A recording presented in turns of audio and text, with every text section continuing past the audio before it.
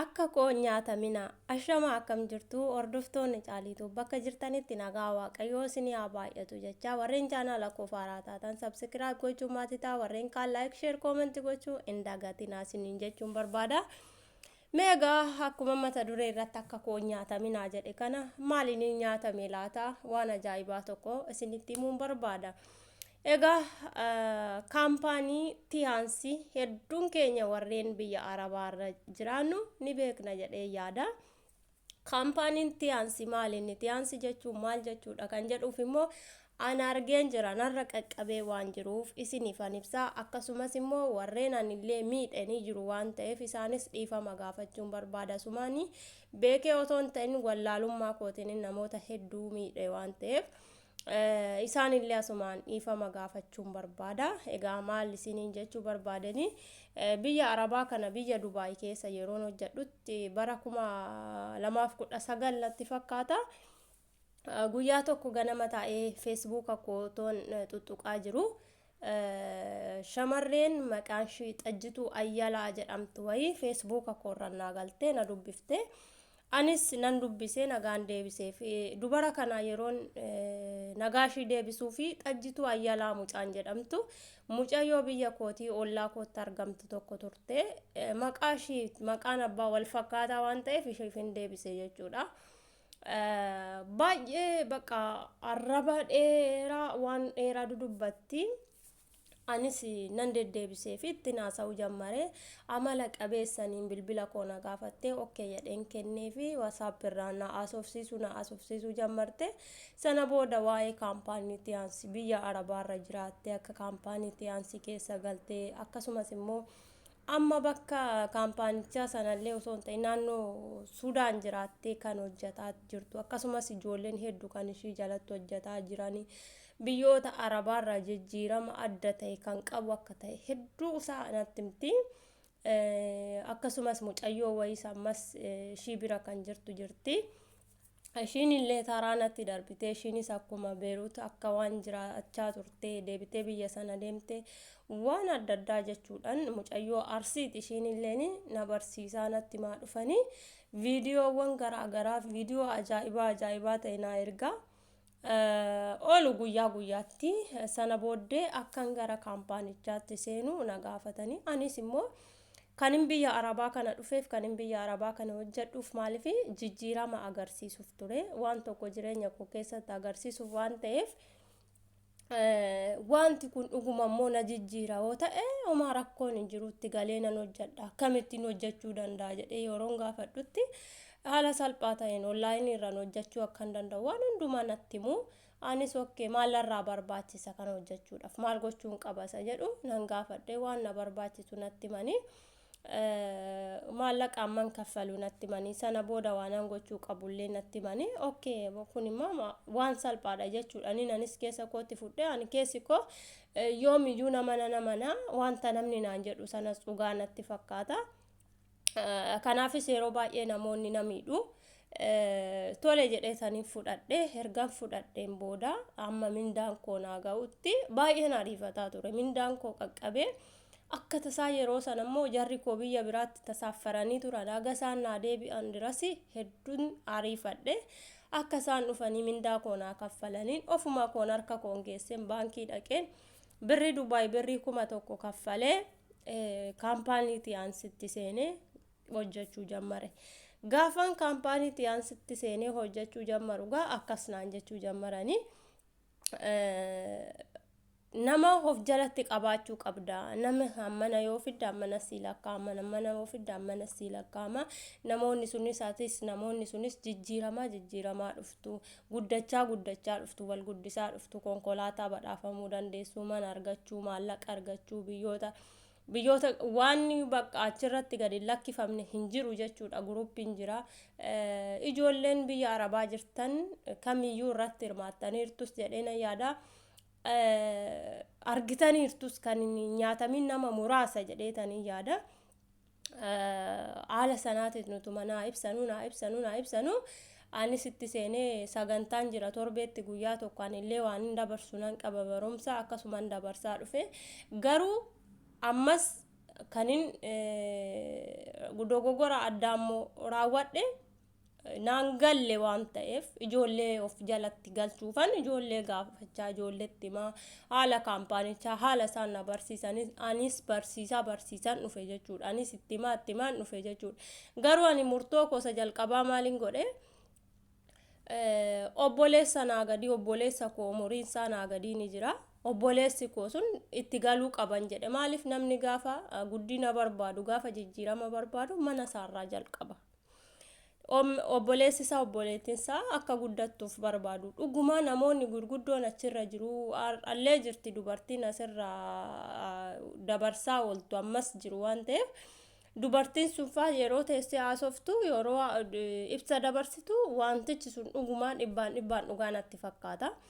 Maaliin godhee obboleessi koo umuriin isaa naa gadi sun akkatti seenee inni afaan hojjetuun isa jalqabaa obboleessa koo taasise. Obboleessi koo sadarkaa sadaffaa irratti galee an sadarkaa tokkoffaa irratti galee obboleessi koo birrii Itoophiyaatiin naannoo birrii 4,500 kaffalee sadaffaa irratti galee na jala jira jechuudha obboleessi koo.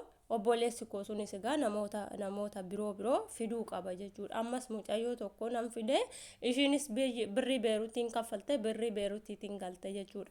Inni kun ijoolleen kun lamaan maaliin anaaf aaxiyaata san hojjadheedha jechuudha. Isaanin guddisaa ofiifis nan guddadha jedheen jireenya koo keessatti aaxiyaata isa guddaa kan irraa hawwadheedha. Ijoollee baay'ee fiduudhaaf ijoollee baay'eetti himaatuman dhufe. Ijoolleen garuu dursa dhagaa waan dhufaniif chillaa jechaati yeroodhaaf nama harkaa hin fudhatuun dhaggeeffatu garuu chillaa jechaa dhufuudha. Ani maallaqa koo kan nyaatameef maalinni tokkoffuma natti himame tokkoffuma viidiyoon sun gadi lakkifamuu jalqabe akkasumatti keessa kootti dhugaadha jedhee amanee fudhadhe akkasumatti maallaqa koo kaffalee deebisee kan obboleessa kooti deebisee kan mucayyoo tokkos akkasumatti baasise jechuudha. Ergan turee keessa turaa dhufe garuu ijoolleen biyya kootii kan achi jala jiran illee na argaa na dubbisaa gaafa dhufan waa'ee isaa warri waggaa keessa turan jiru warri waggaaf wayi keessa turan jiru. Natti himaa dhufanii gaafa isaan natti himaa dhufan garuu nan gadde baay'een gadde maallaqan ofii kooti baaseef hin gaddine maallaqan ijoollee sana baasisee tuna gaddisiise jechuudha. Ani gaafa maallaqa koo kennu garuu waan hin jedhee kenne nan qabaayyu jechi nan jedhee kennes maalinni yaa Waaqayyoo dafqa namaa bara jireenya koo keessa natti dabarsiteerta yoo ta'e yoo wanti kun naaf ta'as naaf hin ta'us ta'e kanaan narraa baasi. Jedheetaniin kaffale ture maallaqa sana gaafa baankii galchu jechuudha. Ana kan na gaddisiisu maallaqa ijoollee sana. Fakkeenya obboleessi koo yeroo sanatti barataadha. Homaa hin qabu ofii kootiif illee hin kaffallee fi ofiif kaffalachuu qaba ofiif itti dafquu qaba waan jedhanii na amansiisaniif ofii isaanii akka inni kaffalatuun waan qabu gurguratee akka inni kaffalatuun taasise kana taasisuun koo maaliif boru itti guddate dhuguma wanti kun nama jijjiira jedhee waan hin yaadeeffanii jechuudha. Akkasitti waan na amansiisaniif deebisee illee obboleessi koo biyya Sudaan akka dhaqu taasisanii jiranii akka inni biyyaa ba'ee biyya Sudaan deemu dirasii gochaa turanii ani garuu Sudaan deemuu sana eeyyamuuf hin deemu yeroo sanatti barataadha. Bara sana eebbifama ture isa kutee deemuu qaba kanaan guddachuu qaba jedhan ani immoo isaan deemuu hin qabu.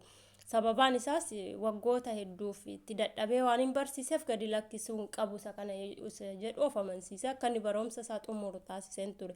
Garuu erga barumsa illee xumure haa dhufu jedhanii na dirqamsiisaa turan. Ani gonkumallee akka obboleessi koo biyyaa ba'u isaaniif hin eeyyamne ture. Otoo biyyaa ba'ee innis egaa yoona waan daandii jireenya isaatii gadi lakkiseera jechuudha.